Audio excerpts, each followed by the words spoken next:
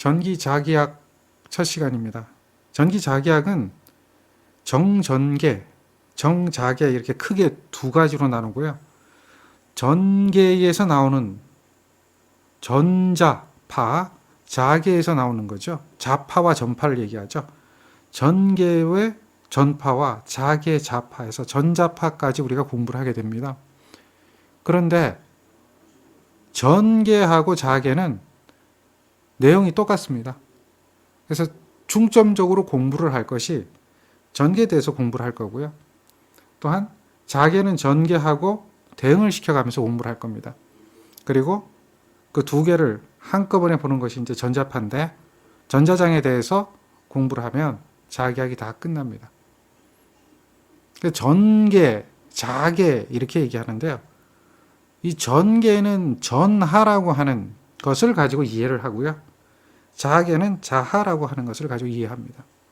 그런데 이러한 전하와 자하는 우리가 눈에 보이는 물리적인 어떤 개념보다는 눈에 보이지 않는 개념으로, 보이지가 않아요. 워낙 작은 것들이니까.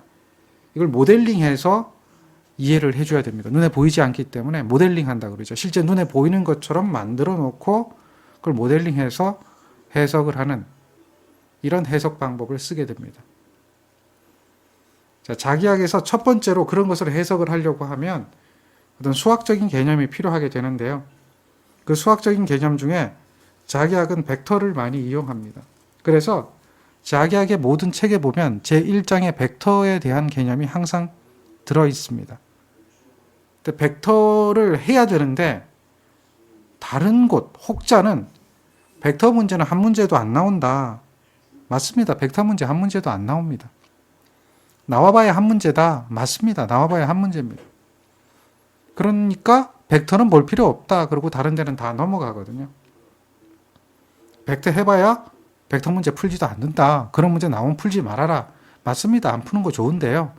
그런데 벡터를 버리고 나서 자기학을 이해를 할 수가 없습니다. 다시 말해서 벡터를 버리라는 얘기는 그냥 공식만 외워라라고 하는 이야기밖에 안 되는 겁니다. 우리는 여기서 기본적인 거라도 이해를 하고 그 기본적인 거라도 접근을 하려고 하면 벡터를 버릴 수가 없습니다. 그래서 어찌 되었든 간에 문제를 외우던 공식을 외우던 어째 되었든 간에 우리는 이 벡터라고 하는 것을 이해를 하고 들어가셔야 된다. 벡터를 버릴 수는 없다는 겁니다. 그래서 벡터에 대한 개념을 좀 설명을 해드리겠습니다. 벡터라고 하는 것은 무엇일까요? 우리가 이제 보통 스칼라하고 벡터, 스칼라, 벡터 이렇게 얘기하는데요. 자연계에서 물리량을 이게 이제 물리적으로 눈에 보이는 걸로 해석을 해야 되잖아요. 그러니까 물리량을 표현하는 방법이 스칼라하고 벡터가 있습니다. 스칼라는 크기만을 이야기하는 거죠. 우리가 지금까지 배웠던 암페어, 볼트 이것도 스칼라로 표현하는 거 있고 벡터로 표현하는 게 있습니다. 그러니까 이거는 지금 뭐예요? 스칼라입니다. 그러니까 스칼라는 크기만이다. 그래서 길이나 온도나 체정이라 질량 뭐 이런 것들을 얘기하는 거죠. 이거는 그냥 크기입니다. 벡터는 어떻게 됩니까? 벡터는 크기와 방향이 있는 겁니다. 크기와 방향이 있는 것을 벡터라고 하는데 이것은 변위, 힘, 속도, 가속도, 전개, 자개 이런 것들을 우리는 벡터라고 합니다. 그러니까 스칼라는 그냥 A라고 이렇게 표현하죠.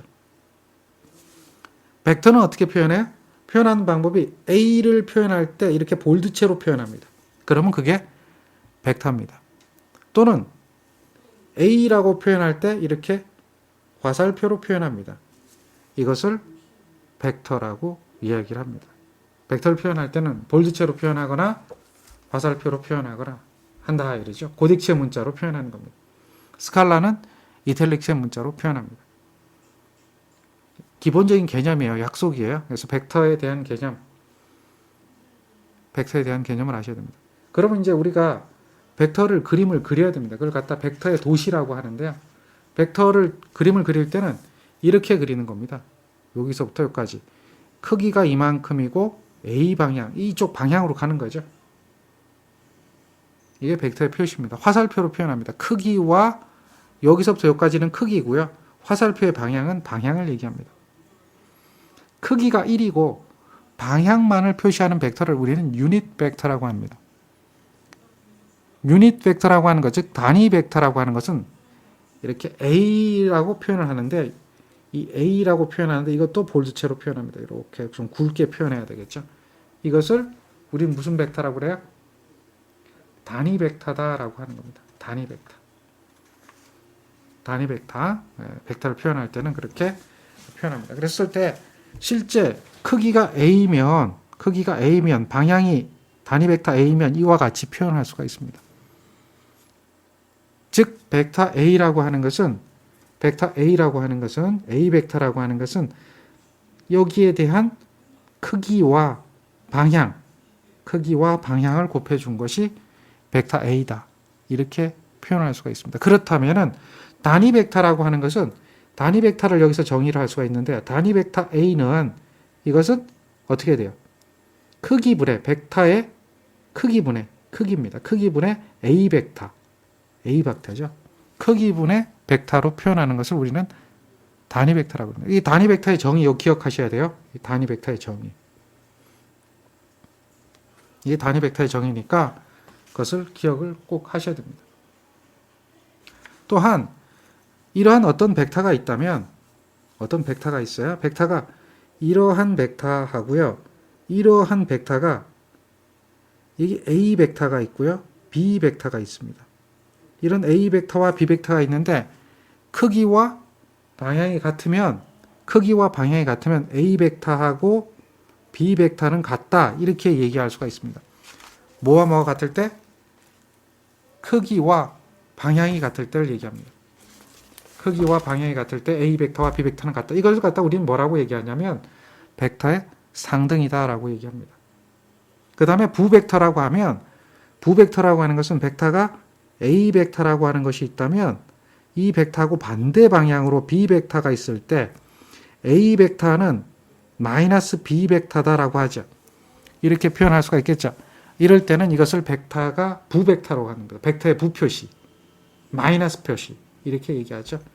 이것을 갖다 우리는 기본적인 개념, 벡터에 대한 표현 방법입니다. 또한 이러한 벡터는 더하거나 빼거나 할 수가 있습니다. 벡터의 합과 차가 있죠. 더하거나 빼거나 할 수가 있습니다. 자, 개념을 좀 한번 살펴볼게요. 벡터를 더하라 그러면 어떻게 돼요? 이렇게 생긴 벡터 A가 있고요. 다음에 이렇게 생긴 벡터 B가 있습니다. 그러면 이 A 벡터와 B 벡터를 더하라. 그러면 이때까지 여러분들이 배웠던 거 똑같습니다. 벡터의 합은 이와 같이 평형사변형의 법칙에 의해 가지고 이것이 벡터의 합이 되겠죠. 이 벡터가 A 벡터와 B 벡터의 합이 된다라고 하는 걸 우리가 알 수가 있습니다. 벡터의 차를 구하라. 뭐 이렇게 할 수도 있고요. 합을 구하라 할 수도 있습니다. 근데 차를 구하라 그러면 어떻게 합니까? 벡터의 차를 구하라 그러면 똑같아요. 이런 A 벡터와 이러한 B 벡터의 차를 구하라. 차를 구하라 그러면 A-B가 되는 거 아니에요. 그럼 마이너스 B 하면 이게 마이너스 B가 되는 겁니다. 방향이 반대인 거 부벡터라고 그랬죠. 마이너스 B에서 부벡터 해가지고 이거하고 이렇게 더해줍니다. 이게 평형사변형이법이라고 그러죠. 이것이 A를 기준으로 해서 마이너스 B 벡터를 한 것이 됩니다. 이게 마이너스 B 벡터죠. 근데 마이너스 벡터는 결국은 뭐하고 똑같냐면 이거하고 똑같습니다. 이 길이하고 똑같겠죠. 그렇죠. 이 길이가 이 길이잖아요. 그러니까 요 길이가 뭐가 되는 거예요? 요 길이가 여기 마이너스 벡터입니다. 그 길이가 마이너스 벡터입니다. 그렇게 표현하는 거예요. 또한 합의 벡터는 뭡니까? 합의 벡터는 뭐예요? 요것이 얘가 이대로 시프트 돼 있다면 이거 더하기 이거죠. 그러니까 이거는 평형사변형의 법칙이라고 얘기하지 않고도 요게 없어도 요거하고 요게 이어졌다면 요것이 그 벡터의 합이 된다. 이렇게 이야기를 할 수가 있겠죠. 그 플러스 벡터하고 마이너스 벡터. 그러니까 요렇게 하는 것을 우리는 뭐라고 하느냐? 아까처럼 요거 평형사변형을 그래서 대각선으로 표현하는 것은 평형사변형법이라고 그러는데 지금 이거는 삼각형을 만들어주죠. 그러면 이렇게 삼각형을 만들어서 요거에다가 요거를 더해주는 것은 삼각형법이라고 합니다. 평형사변형법이 있고 삼각형법이 있다는 얘기죠. 자, 벡터에 대한 개념, 합과 차. 그러니까 합과 차는 뭐 크게 어렵지 않습니다. 그 다음에 우리가 이제 단위 벡터라고 하는 것도 알고 있고요. 또 벡터를 표현하는 방법이 있는데 벡터를 도시를 해야 되는데요. 표현할 때 어떻게 표현하느냐 하면 직각 좌표계, 직교 좌표계 이렇게 표현을 합니다. 지금 여러분들이 보고 있는 벡터의 좌표계는 요것이 무슨 좌표계냐? 이것을 직각 좌표계라 그럽니다. 직각 좌표계입니다.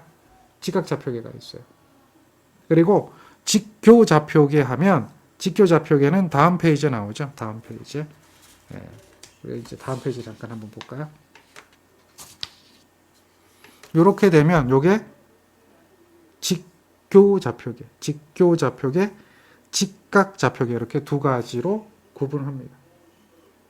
먼저 이러한 그 직교 좌표계를 잠깐 살펴보면 직교 좌표계에서 여기 벡터 A가 있습니다. 요게 벡터 A죠. 여기서부터 여기까지 벡터 A죠. 잘 들으세요. 벡터 A는 이 점으로 표시합니다. 여기서부터 여기까지 점과 여기서부터 여기까지 점으로 표시합니다. 그래서 여기 만나는 점은 여기서부터 여기까지가 AX라고 하는 벡터와 여기 I라고 하는 벡터가 있습니다. I는 뭐냐면 크기가 1이고 방향이 X 방향인 벡터를 I, 즉 X 방향에 대한 무슨 벡터가 되겠어요? 단위 벡터가 됩니다. 단위 벡터. 단위 벡터요. 그 다음에 Y 방향에 대한 단위 벡터, 크기가 1이고 방향이 Y 방향인 단위 벡터를 J라고 합니다. 그렇게 단위 벡터가 있을 때 AXI라고 하면 요 벡터의 크기가 되고 AYJ 하면 요 벡터의 크기가 되는데 여기에 AX 값하고 AY 값이 바로 A 벡터의 좌표가 됩니다. A 벡터의 좌표는 AX, AY가 되어진다. 이해했죠? 그렇죠? 그게 이제 벡터를 표현하는 겁니다. 따라서 이때 이 벡터 A는 이 벡터 A를 표현할 때는 어떻게 표현한다? 이렇게 표현하는 거죠. A의 X의 I 벡터하고 A의 Y의 J 벡터에 대한 값으로 표현할 수 있다. 이렇게 표현하는 것을 직교좌표계라고 얘기하죠. 크기와 각으로 표현하는 것은 뭐야? 크기와 각을, 벡터의 크기를 구하고 벡터의 각을 구하죠. 그러면 그걸 갖다 우리는 무슨 좌표계라고 그랬어요? 무슨 좌표계? 극좌표계, 극좌표계. 기억하시죠? 지수좌표도 물론 그렇게 합니다.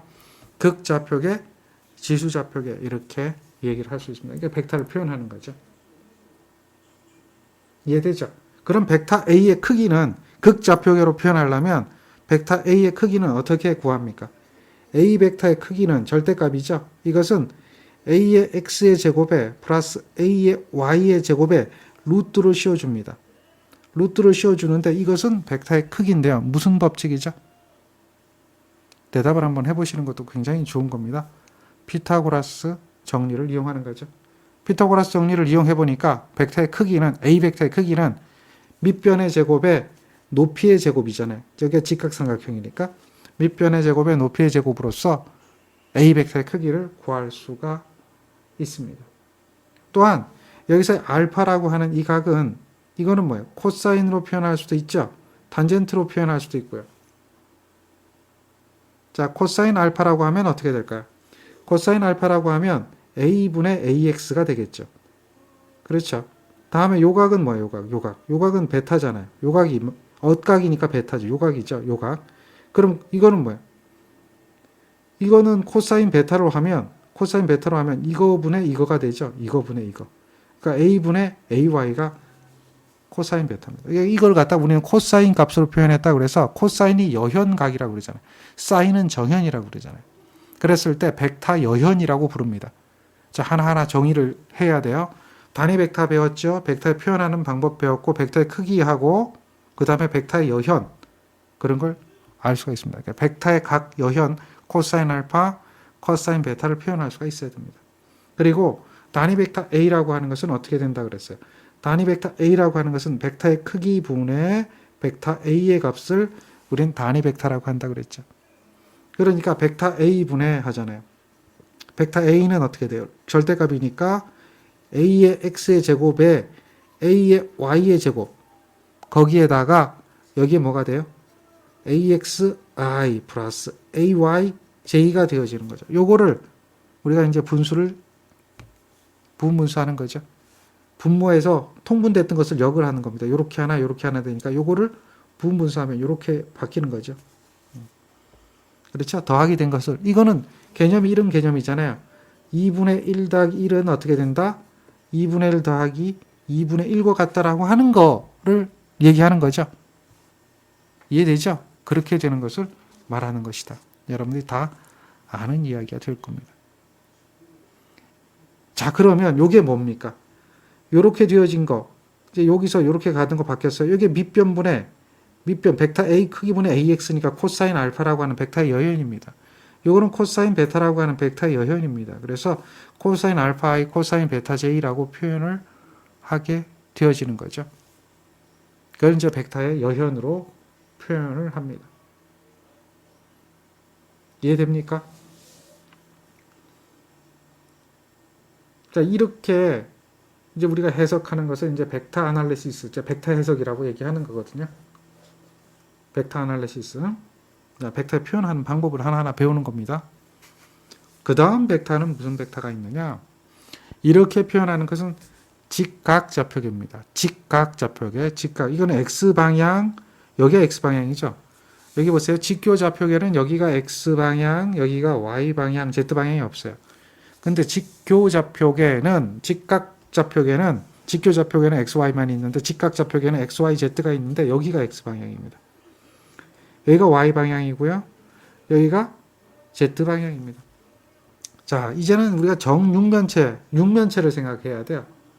육면체, 6개면. 평면이 아니라 입방체입니다. 육면체입니다. 그러니까 육면체를 가지고 우리가 해석을 해야 되거든요. 그러면 이 벡터 A의 크기는 X, Y, Z 방향이 다 있습니다. 즉, 입체적인 공간을 생각해야 돼요. 입체적인 공간. 즉, 여기에 지금 이렇게 X방향, Y방향, Z방향이 있다면 X방향에 AX가 있을 거 아닙니까? 여기 AX. 물론 I 벡터가 곱해지겠죠. Y방향이면은 여기가 되겠죠. 여기가 AYJ가 되겠죠. AYJ가 됩니다. 그러면 요거 두 개만 Z방향이 없다면 Z방향이 없어요. Z방향. Z방향이 여기가 이 방향이 없다면 이 벡터는 어떻게 표현해요? 이렇게 돼서 이렇게 돼가지고 여기죠. 여기. 여기서부터 이렇게 벡터가 나타날 겁니다. 이해되죠? Z방향이 없다면 Z가 제로입니다. Z방향이 제로라면. 그런데 Z방향이 조금 위로 올라가죠. Z방향이 이렇게 위로 올라갑니다. 그러면 여기도 Z방향으로 이렇게 시프트가 됩니다. 이것도 이렇게 Z방향으로 시프트가 됩니다. 이해했어요? 그래서 X가 이렇게 나오고요. Y가 이렇게 나옵니다. 그러면 요거에 이렇게 요것도 요만큼 뜨겠죠. 뜰 거 아닙니까? Z방향으로 시프트해서 올라가니까. 이해했어요? 그러면 올라갔으니까 여기 꼭지점이 하나 생겨요. 꼭지점 이렇게 생겨가지고 조금씩 시프트 돼서 올라간 거야. 꼭지점이 생길 거 아니야. 이해했죠? 그럼 꼭지점이 생기면 원점으로부터 꼭지점까지 거리. 원점으로부터 꼭지점까지 거리. 그림을 잘 그려야 되는데 그림이 잘 안 그려지네. 잘 갖고 그려야 되는데 말입니다. 요걸 이해를 하면 굉장히 쉬워지니까 요렇게 올라가면 시프트 돼서 올라가면 원래는 여기 있었는데 요게 꼭지점 쪽으로 모이게 되겠죠. 꼭지점 쪽으로. 원점에서 꼭지점까지 거리가 된단 말이죠. 그게 벡터가 되는 거야. 이해됐죠? 이게 Z방향이 더 올라가는 거야. 이렇게 쭉. Z방향이 여기까지 올라가서 AZJ, 여기가 K가 된단 말이야.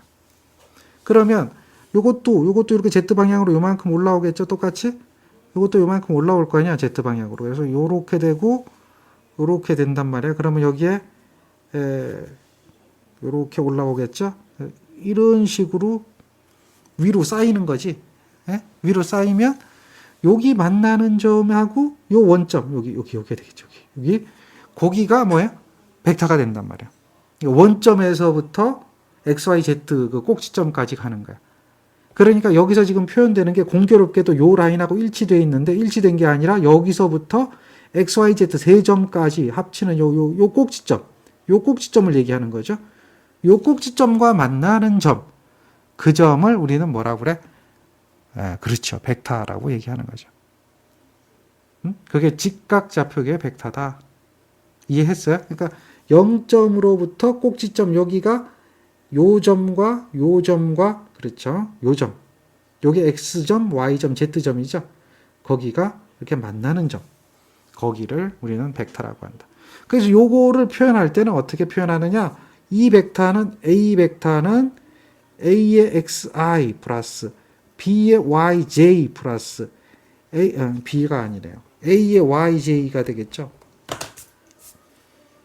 A, YJ 다음에 AZK라고 하는 그러한 벡터로 표현을 할 수가 있습니다.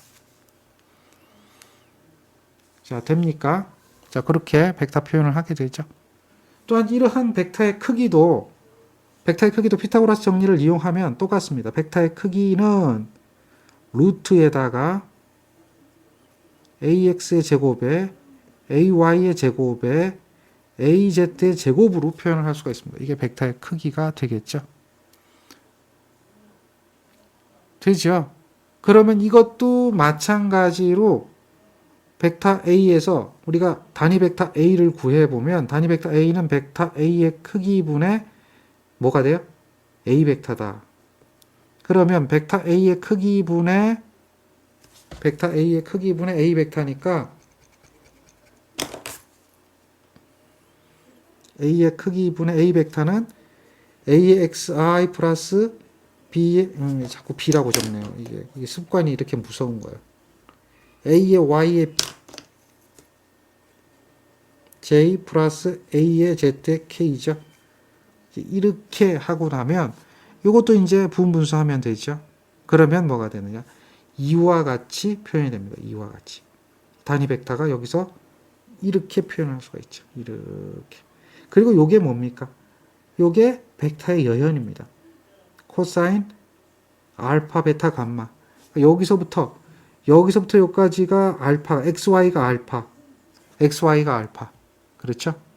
베타는 어디야? 베타는 알파 부분이 X부터 Y까지야. 베타는 뭐예요? 감마는 어디야? 그렇죠? 이 벡터가 알파라고 하는 것은 이게 지금 X축하고 벡터하고 이루는 각이에요. X부터 Y 여기 표현되어 있는데 X부터 Y가 아니라 X축부터 여기까지. 다음에 베타는 이 벡터 A하고 Y축하고 여기까지. 감마는 요 Z축하고 여기까지. 이 벡터 A를 기준으로 해서 만나는 점이 되겠죠. 이 그림이 조금 표현이 잘못됐습니다. 그러니까 여기 A가 여기서 끝나는 게 아니라 이렇게 돌아서 여기까지가 A가 되는 거예요. 거기까지가 벡터 A가 되고 벡터가 알파가 되고요. 베타는 여기서부터 여기까지가 베타가 돼요. 여기서부터 여기까지. 감마는 여기서부터 여기까지. 이렇게 만나는 점을 우리는 알파, 베타, 감마에서 벡터의 여현이라고 하죠. 이것도 그래서 벡터의 여현으로 표현을 할 수가 있습니다. 우리가 이제 벡터의 개념만 알면 됩니다. 벡터의 개념. 아, 이게 이제 벡터구나. 직교좌표계, 다음에 직각좌표계. 자, 벡터에 대한 가감, 더하기 빼기 이런 얘기 나오죠. 이거는 뭐 다 알죠. 지금 제가 조금 전에 설명했을 때 평형사변형법이 있고 삼각형법이 있다. 그래서 이 이야기는 이렇게 평형사변형법하고 삼각형법으로 지금 그림을 설명을 하고 있습니다. 다음에 우리가 해야 될 것은 이런 벡터의 가감은 다 아는 거고요. 벡터의 가감은 다 아는 거고, 그러다 보니까 이러한 벡터의 가감에서 알 수 있는 것이 있는데, 벡터는 교환법칙 또 결합법칙이 성립합니다. 가감에서 A 벡터하고 B 벡터를 더해준 거나 B 벡터하고 A 벡터를 더해준 거나 이것은 성립한다. 이걸 무슨 법칙이라고 그래? 교환법칙이라고 합니다. 교환법칙이 성립을 해요. 벡터에서는. 다음에 결합법칙이라고 하는 게 있어요. 결합 법칙은 뭐냐? A 벡터하고 요게 B 벡터 더하기 C 벡터를 한 것을 A 벡터에 더해 준 거죠. 이것은 반대로 이렇게 해도 되죠. A 벡터하고 B 벡터를 더한 것에 C 벡터를 더해도 됩니다. 이것이 이제 반대가 돼야 된다는 얘기죠. A, B로 묶어도 되고 B, C로 묶어도 되고 그렇게 하는 것을 결합 법칙이라고 합니다. 벡터의 합과차에서는 이러한 그 교환 법칙과 결합 법칙이 성립을 합니다. 이제 우리가 해야 될 것은 벡터의 곱셈을 해야 돼요. 이제 자기학에서는 주로 이용하는 것이 벡터의 곱셈입니다. 근데 벡터하고 스칼라를 곱하는 경우가 있고 벡터와 벡터의 곱이 있는데요. 첫 번째로 벡터와 스칼라를 곱하는 게 있습니다. 벡터와 스칼라를 곱할 때는 그냥 곱해지면 됩니다. 다시 말해서 아까 뭐예요? 단위 벡터에다 크기를 곱하는 거와 마찬가지로 만약에 어떤 벡터 A가 있다. AXI 플러스 AYJ가 있다. 이런 벡터 A가 있다면 이게 벡터 A입니다. 그러면 요 벡터 A에다가 어떤 뭐 Q배를 했는데 여기 요것처럼 그렇게 뭐 어떤 Q가 돼도 좋다 이거예요. QA를 한다라고 하면 이것은 이렇게 구한 것은 A 벡터에다 크기 Q를 곱한 것이 되는 거니까 A 벡터에다 크기 Q를 곱한 것이 되니까 이것은 어떻게 되냐? 그냥 크기를 곱한 겁니다. 그래서 여기에 Q가 곱해지고 여기 Q가 곱해지는 거예요. 즉 Q에다가 A의 XI 플러스 A의 YJ를 곱해주는 거니까 이것은 QAXI, QAYJ 이런 식으로 Q배가 되어져 나타납니다. 이것은 이제 스칼라하고 벡터하고 곱해지는 겁니다. 이건 어려운 게 없어요. 지금까지 배웠던 거하고 다 똑같은데 근데 우리가 공부를 해야 되는 것은 이게 아니라 벡터와 벡터의 곱입니다. 벡터와 벡터의 곱을 이해하는 것이 우리가 공부를 해야 되는 겁니다. 그랬을 때 벡터와 벡터를 곱하는 방법에 따라서 벡터는 내적이라고 하는 게 있고요. 벡터는 외적이라고 하는 게 있습니다. 벡터는 내적이라고 하는 것을 스칼라 곱이라고 합니다. 즉 다시 말해서 결과가 스칼라로 나타나는 겁니다. 즉 크기만이 나타나는 것. 벡터를 곱했을 때 그 크기만을 나타나는 것을 스칼라 곱, 스칼라적 또는 내적이라고 얘기하고요. 또한 벡터를 곱했는데 벡터와 벡터를 곱했는데 그 결과가 벡터가 나타나면 그걸 벡터적, 벡터곱 또는 외적이라고 얘기하죠. 그러니까 스칼라적이냐 벡터적이냐 이것을 구분하는 겁니다. 자, 그러면 첫 번째로 벡터적, 스칼라적 중에서 스칼라적을 한번 살펴보자. 결과가 스칼라로 나타나는 겁니다. 그래서 그거를 내적이라고 하는 거예요. 내적. 내적은 뭐냐? 벡터와 벡터에 대해서 곱셈을 하는데 이런 A 벡터라고 하는 게 여기 그림을 보세요. A 벡터라고 하는 것이 여기서부터 여기까지가 A 벡터입니다. 또한 B 벡터라고 하는 것은 여기서부터 여기까지가 B 벡터인데 A 벡터와 B 벡터의 크기를 곱합니다. 곱할 때 그 크기가 스칼라로 나타나려면 이 A 벡터의 성분과 B 벡터의 성분 중에 나란한 성분의 곱이 돼야 되는 겁니다. 이게 나란한 성분이죠. A에 대해서 B 벡터와 나란한 성분. 그걸 무슨 성분이야? A 코사인 세타 성분이잖아. A 코사인 세타 성분. A 코사인 세타 성분을 곱하면 나란한 성분을 곱하면 그 크기는 뭐가 되느냐? 그 크기는 스칼라가 나타납니다. 또한 나란한 성분이 아니라 이 A 벡터와 B 벡터를 곱하는데 나란한 게 곱한 게 아니라 이 A 벡터를 이렇게 수직인 성분이 있죠. 수직인 성분을 곱하면 그 수직인 성분 A 벡터와 B 벡터에서 A 벡터의 수직인 성분과 B 벡터를 곱해버리면 그때는 그 결과가 외적이 됩니다. 그러니까 나란한 성분으로 곱하느냐 또는 수직인 성분으로 곱하느냐에 따라서 내적과 외적으로 표현하는데 나란한 성분, 이 크기가 내적으로 나타날 때는 곱셈을 돛으로 표현합니다. 돛으로 표현하고요. 이 크기가 수직인 성분으로 표현할 때는 크로스로 표현합니다. 수직은 크로스야. 수직은. 그걸 외적이라고 그래. 외적은 크로스로 표현합니다. 그러니까 돛드냐 크로스냐. 이것은 돛으로 표현했고 여기를 크로스 곱하기 크로스로 표현하면 그것은 뭐가 된다? 외적이 된다. 그것은 이 성분 중에 이 거사인 세타 성분을 곱하는 게 아니라 사인 세타 성분을 곱하는 겁니다. 그 차이가 그런 거예요. 그래서 벡터적을 표현할 때는 이게 벡터를 곱셈을 표현할 때는 스칼라 곱이 있고 벡터 곱이 있다. 이게 두 가지가 있다라고 하는 겁니다. 자, 이 나란한 성분이죠. 나란한 성분. 왜 나란한 성분이 우리가 0도가 되느냐? 위상차가 없으니까 0도가 되면 왜 그게 스칼라가 되느냐를 생각을 해봐야 된다. 이거. 그러니까 이 코사인 성분이라고 하면 코사인은 당연히 뭐예요? 코사인이 0도일 때 그 크기가 1이 되는 거죠.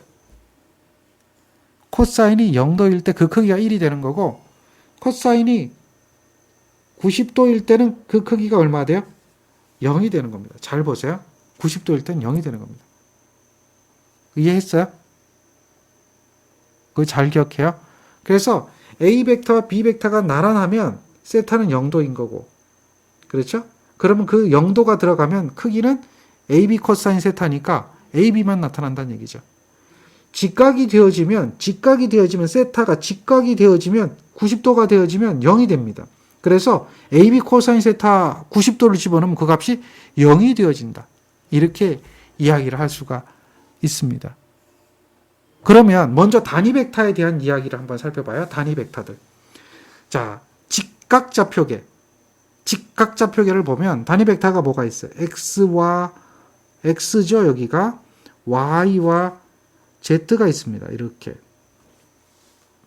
이렇게 있어요. 그러면 이 X방향의 I라고 하는 단위 벡터, Y방향의 J라고 하는 단위 벡터, Z방향의 K라고 하는 단위 벡터가 있다면 이 단위 벡터가 이것과 이것은 어떻게 돼요? 90도 차이가 있죠.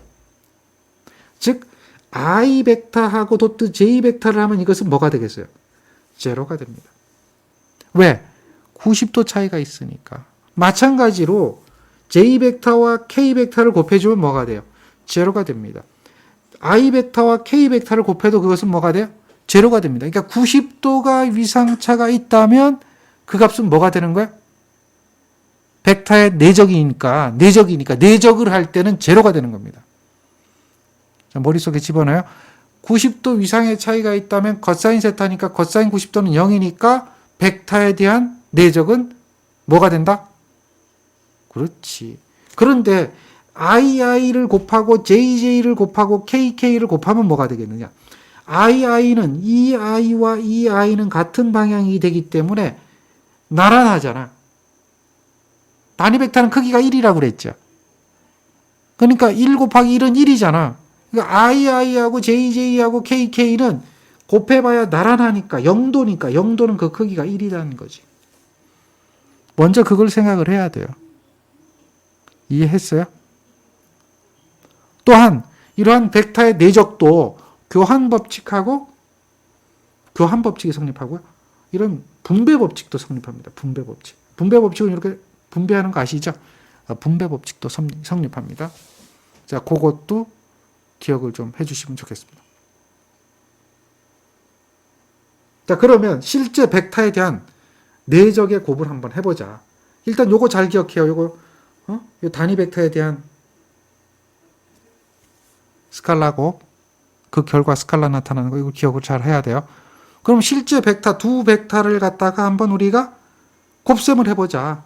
그럼 벡터가, A 벡터가 있어요. A 벡터가 있는데, A 벡터는 A의 X의 I, A의 Y의 J, A의 Z의 K라고 합시다.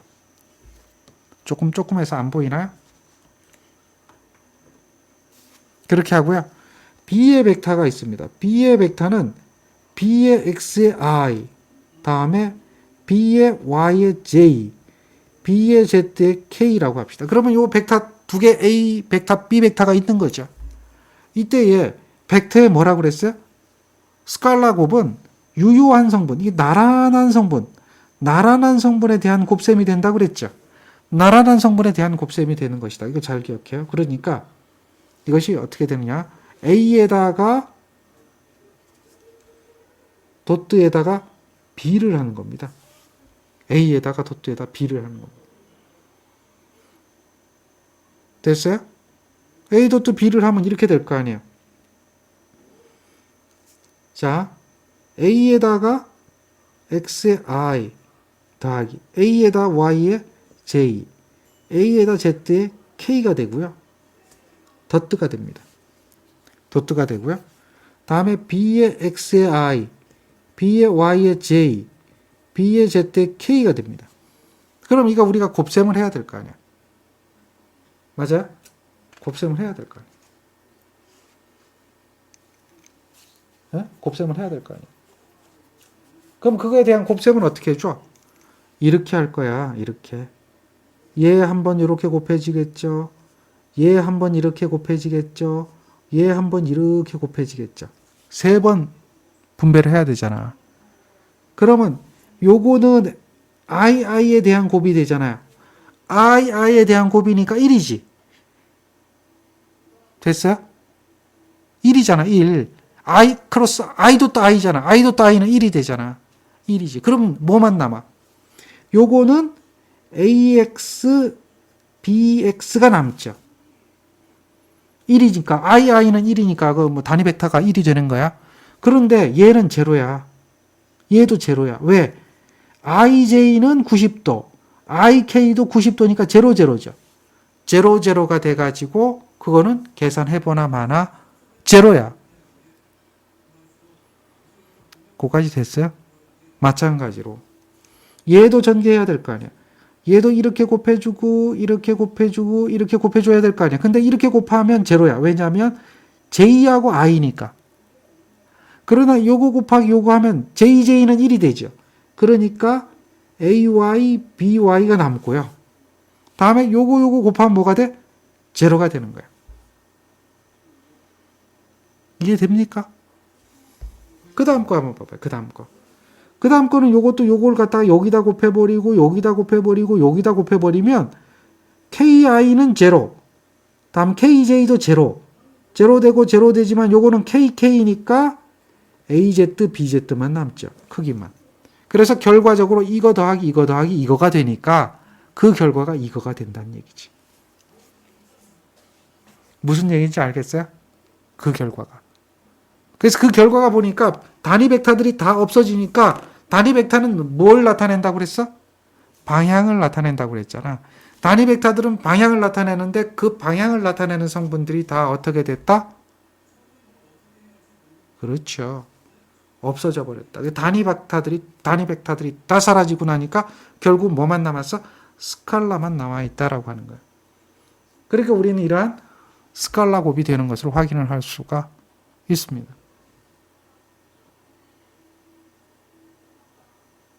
자, 이해됩니까?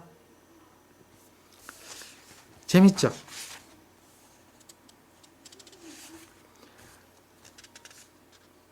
자, 벡터에 대한 이런 문제도 있습니다. 이런 문제. 여기 한번 보면 벡터에 대한 사이각이 얼마가 되겠는가 이렇게 물어봐요. 사이각. 두 벡터가 이루는 각도. 이거는 직교좌표계죠. XY밖에 없죠. Z가 없잖아요. 그죠? 직교좌표계입니다.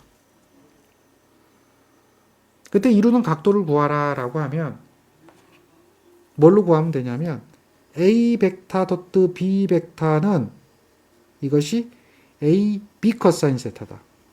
A B 코사인 세타다. 이거 A B 코사인 세타. 그랬을 때 세타라고 하는 거죠. 코사인 세타라고 하는 것은 A B에다가 A 벡터하고 B 벡터다. 이렇게 이야기되는 거 우리가 알 수가 있습니다. A의 이거는 뭐예요? A의 크기, B의 크기분의 A 벡터와 B 벡터의 내적이다.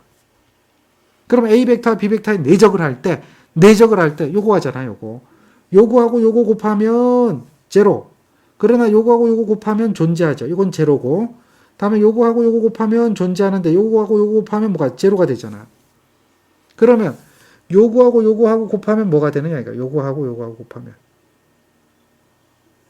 아, 잠깐 거꾸로 얘기했군요. i가 곱해야지. 이거 참 생각하니까 잘못 얘기하고 있네. 각도가 여기 제로죠? 그 다음에 각도가 나는 게 제로죠. 90도가 그렇죠? 요게 존재하는 거죠. 요거 곱하면 i는 없어지지. i는 없어지잖아. 그 다음에 21이잖아. 그 다음에 요거는 제로 돼서 없어지니까 요거하고 요거 곱하면 요거는 1하고 4니까 4지요. 그렇잖아요. 4. 그러니까 요 위에는 A, B에다가 21에 더하기 4가 되잖아. 이거하고 이거이니까. 요 밑에는 A의 크기는 7의 제곱, 1의 제곱이죠. 그 7의 제곱, 1의 제곱 하면 7, 7에 49, 50이잖아. 다음에 이거는 3의 제곱, 4의 제곱이니까 이거는 얼마가 돼? 5잖아. 5. 25가 되니까. 이렇게 되겠죠. 그게 벡터에 대한 여현값이라는 거죠. 이해했죠? 그러니까 간단한 거야. 간단한 거야.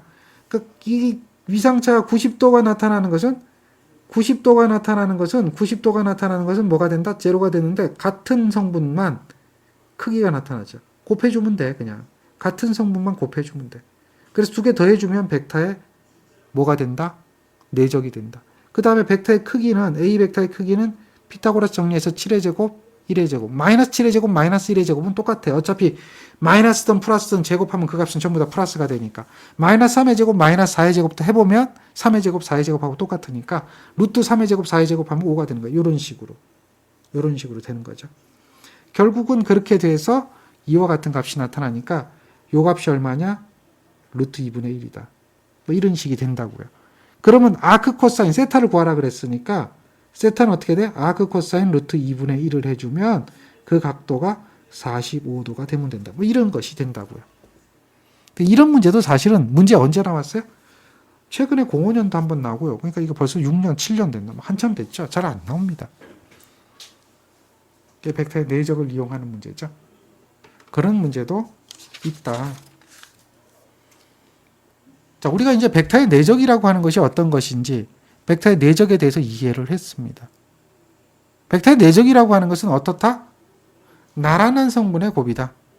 그러니까 결국 뭐예요? 코사인의 성분이다라고 얘기를 해드렸잖아요. 그러면 벡터의 외적, 벡터적은 어떻게 되느냐라고 하는 것을 살펴볼 필요가 있습니다. 자, 요거는 벡터적입니다. 벡터의 곱이다라고 하는 거죠. 벡터 곱. 이것은 크로스입니다. 이렇게 크로스로 표현하는 것인데 A 벡터와 B 벡터를 크로스할 때는 크로스 성분은 무슨 성분이다? 나란한 성분. 나란한 성분은 우리가 뭐였어요? 내적이라 그랬으면 크로스 성분은 뭐야? 크로스 성분은 여기 그죠? 사인 세타 성분, 직교하는 성분이다. 직교하는 성분이에요. 직교하는 성분. 직교하는 성분은 우리는 크로스 성분이라고 하는 겁니다. 이거는 이제 B 벡터를 기준으로 했을 때 이거는 뭐야? B 사인 세타가 되겠죠. 여기 크로스 성분이니까 요거에 대한 곱이 되겠죠. 요거 B 사인 세타에 대한 곱. 그러니까 결국은 요거하고 요 A 벡터하고 요 B 사인 세타의 곱이 된단 말이에요. 그것은 곧 뭐하고 똑같느냐? 이 전체적인 평형사변형의 면적하고 똑같게 나타나는 거예요. 그러니까 B 사인 세타 성분이니까. 그죠? 예, 그렇게. 아까는 뭐예요? 방향이 한쪽 방향이었으니까 면적이 아니라 선으로 나왔지만 이것은 면적으로 나온다. B 사인 세타다. 자, 그리고 이 외적, 이 벡터의 외적은 항상 어떻게 나와요? 이거하고 이거의 곱은 이 위쪽 방향으로 나옵니다. 이렇게 면에서 수직인 방향으로 나오면서 이 벡터는 회전을 하는데 오른나사 방향으로 항상 회전하고 진행을 합니다. 그것을 좀 기억을 하시면 되겠고요. 자, 그러면 이 벡터는 사인이다. 사인이라고 하는 것은 사인의 0도, 위상차가 없을 때는 이게 1이 됩니다. 그러나 사인의 90도가 되어지면 그것이 0이 된다. 그러니까 얘는 아까 거하고 다르다는 거야. 사인을 곱해주는 거기 때문에 사인을 곱해주면 각도가 90도일 때는 지금 이게 무슨 얘기하는 거예요? 어차피 생각하니까 좀 이상하다 그랬어. 요즘은 가끔 이런 것 같아요. 강의를 하도 많이 하니까 헷갈려. 이게 사인 0도가 0이죠. 90도가 1이죠. 각도가 90도일 때는 1이 되고 각도가 0도일 때, 나란할 때는 제로가 된다. 즉 다시 말해서 나란할 때는 제로가 되고 90도일 때는 1이 된다. 이런 거예요. 자, 이것도 잘 봐요. 이거를 벡터를 이렇게 보면 이렇게 되겠죠. 단위 벡터만 보면 I, J, K라고 그러잖아요. 그러죠? 이게 90도가 이렇게 I에서 J로 90도를 곱해주는 거예요. 어? I에서 J로 90도를 곱해주는 거예요. 그럼 그 크기가 어떻게 된다? 그 크기가 어떻게 된다? 어떻게 된다 그랬어? 90도니까 1이 된다 그랬잖아. 0이 아니야. 1이 되는 거야. 근데 그 크기는 1인데 방향은 어떤 방향이야? 방향은 어떤 방향이야? 그 방향은 K방향, 직각 방향으로, 수직으로, 면에, 이 두 면에 어떤 방향이라 그랬어? 이 두 면에, 그러니까 요거하고 요거 곱하면 이 면적이 되잖아, 이 면적. 어? I하고 J를 곱하면 요 면적이 되잖아, 이렇게. 이 바닥의 면적이 나오죠? 그 바닥의 면적의 무슨 방향이야? 직각 방향이야, 직각 방향. 그 직각 방향이 무슨 방향이냐? K 방향이야. 그러니까 I하고 J를 크로스하니까 결국 뭐가 되는 거야? K가 되는 거야. K 방향으로 올라가는 거야. K 방향으로. K 방향으로 올라가죠. 마찬가지입니다. J하고 K를 크로스하면 이렇게 면적이 나올 거 아니야. 이렇게 면적이. 그러면 그거 이 면의 직각 방향은 무슨 방향이야? I 방향이 되겠지. 그래서 이거는 I가 됩니다. 마찬가지로 요거 K하고 I를 곱하면 이렇게 K하고 I를 곱하는 거죠.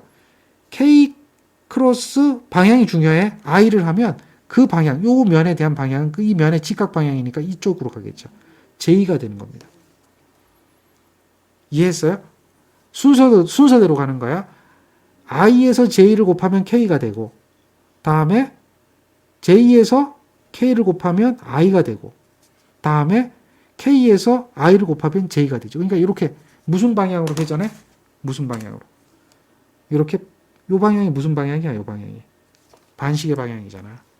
반시계 방향으로 회전하면 플러스가 되죠. 플러스. 반시계 방향으로 회전하면 플러스가 되면서 IJK 순으로 가는 거예요. I에서 J를 곱하면 K가 되고 K에서 I를 곱하면 J가 되고 이해했죠? 잘 보세요. I에서 J를 곱하면 K가 되고 J에서 K를 곱하면 I가 되고 K에서 I를 곱하면 J가 되는 거예요. 그러니까 이렇게 돌면 뭐가 돼요? 전부 다 그 값은 플러스 값이라는 거예요. 이 값이 뭘로 나타나고 있어? 전부 다 포지티브야. 포지티브. 다 플러스로 나타나고 있어. 얘도 마찬가지고 얘도 마찬가지. 됩니까?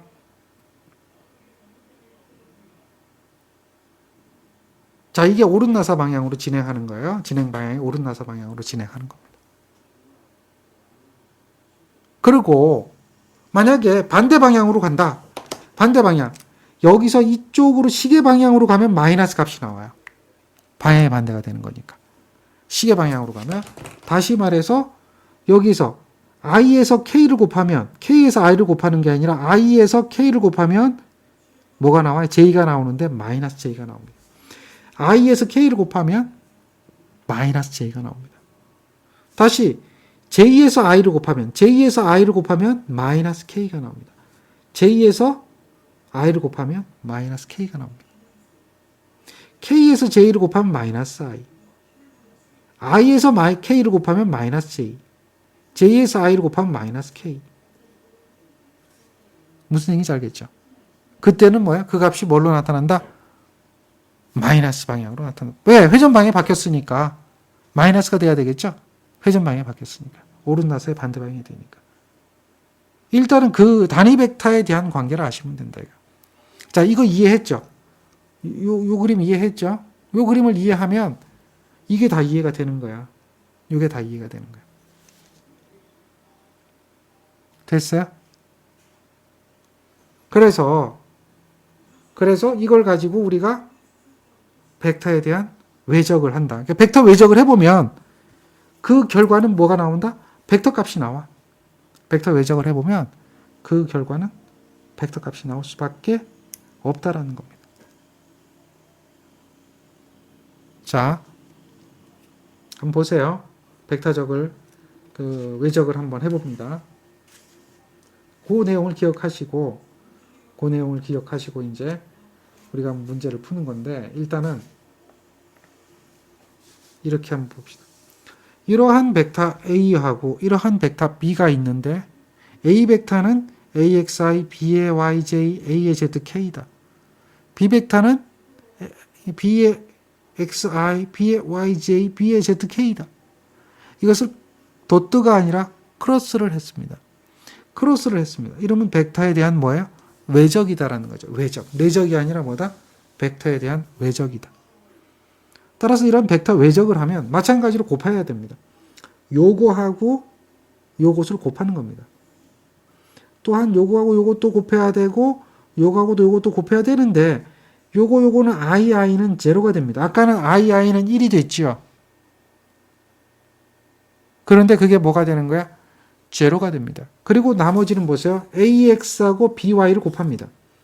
ax하고 by를 곱했는데 ij는 뭐가 된다고 그랬어요? ij는 k가 됩니다. 그래서 여기 k가 되는 거예요. ij는 k잖아. ij는 k. 순서로 곱하는 거야. 다음에 이거는 ax의 bz죠. ax의 bz인데 여기서 보면요. ik죠. ik는 뭐가 돼요? ik는. 네? ik는 마이너스 j가 됩니다. 그 값은 무슨 값으로 나와요? 마이너스 j로 나타납니다. 이해했어요? 이해했어요? 지금 어떻게 했는지? 되죠? 어렵지 않죠? 이게 느낌이 와야 돼. 이거는 왜 하느냐? 이렇게 얘기하면 앞으로 자기학은 이걸 이용해서 해석할 수밖에 없다는 겁니다. 내적, 외적을 모르고는 자기학을 이해를 할 수가 없기 때문에 하는 거예요. 이걸 안 하면 자기학은 이제 앞으로 할 게 없어. 이거를 해야 돼. 이거 쉽게 하는 방법도 있어요. 그래서 요거는 요렇게 곱해지고 요렇게 곱해질 때 제로 요렇게 곱해지겠죠. 마찬가지로 요거 곱하면 ay bx죠. ay bx인데 y 그러니까 ji죠. ji는 뭐가 되는 거야? ji는 마이너스 k가 되는 거야. 마이너스 k. 그 다음에 요거는 ay bz야. ay bz인데 이거는 뭐가 되는 거야? jk죠. jk는 뭐가 되는 거야? i가 되잖아요. 요거는 플러스 i가 되는 거야. 플러스 i. 이렇게. 요거는 플러스 요거는 마이너스 되죠. 그러면 결국은 뭐예요? 이렇게 하다 보면 여기 k 벡터가 나오고 k 벡터가 나오는 게 있겠죠. 그럼 k로 묶어줄 수가 있어. 이렇게. k로. 그럼 요것은 플러스 요거는 마이너스잖아요. 그러니까 ax by 마이너스 ay bx죠. ay bx. ax by ay bx, ay bx, ax by ay bx 이렇게 요거하고 요거 k 성분이 나오면 k 성분끼리 이렇게 묶어준 거야. I 성분이 나왔는데 I 성분은 아직 안 나왔고 J 성분도 아직 안 나왔죠. 그러면 마찬가지로 요거를 곱해서 이렇게 곱해보고 이렇게 곱해보고 이렇게 곱해보면 I 성분도 나오고 또 J 성분도 나오겠죠. 그랬을 때 같은 성분끼리 묶어주는 거야. 이렇게 같은 성분끼리. 그러면 이와 같은 얼마 I, 얼마 J, 얼마 K가 나온다. 이렇게 단위 벡터가 곱해져 있는 것은 그 값의 결과가 벡터다. 단위 벡터가 붙어 있는 것은 그 값의 결과가 벡터다라고 하는 거예요. 그런데 이제 이러한 벡터를 할 때 이것을 이렇게 크기만을 집어넣고 요걸로 계산하는 것을 사라스의 방법이라고 하는 게 있어요. 사라스의 방법을 이용하면 또 이것을 쉽게 이용을 할 수가 있다. 계산할 수가 있다라고 이야기를 합니다. 무슨 얘기인지 아시겠죠? 이게 사라스의 방법을 쓰면 되는데요. 요거는 이제 어떻게 해서 이 방법으로 계산하는지는 잠깐 쉬었다가 계속 진행을 할 수 있도록 하겠습니다.